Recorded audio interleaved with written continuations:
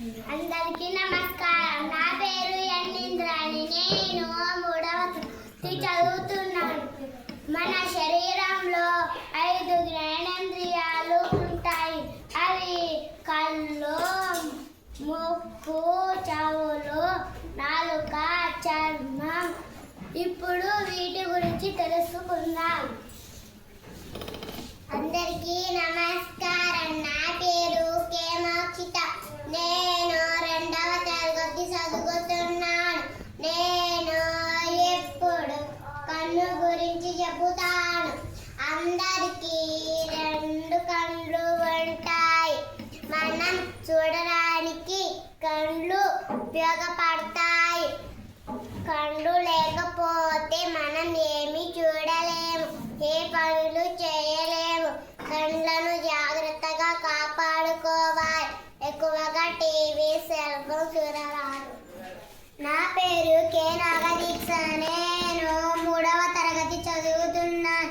నేను ఇప్పుడు జ్ఞానేంద్రియాలైన చెవుల గురించి చెబుతాను.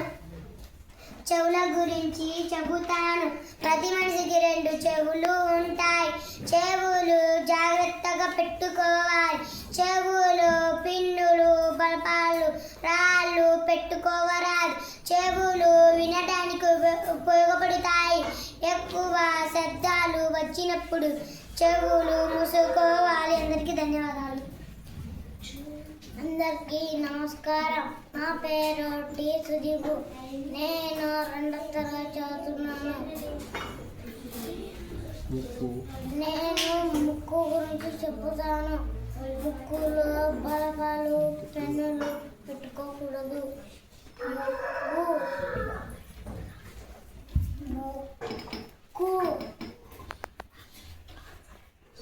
వాసనతో తీసుకుంటాను.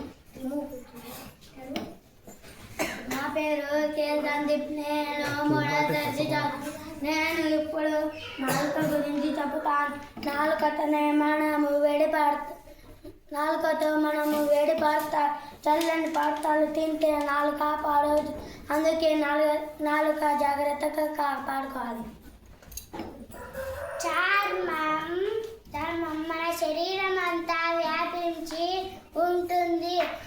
శరీరం లోపల ఉండే అవయవాలను చర్మం కాపాడుతుంది.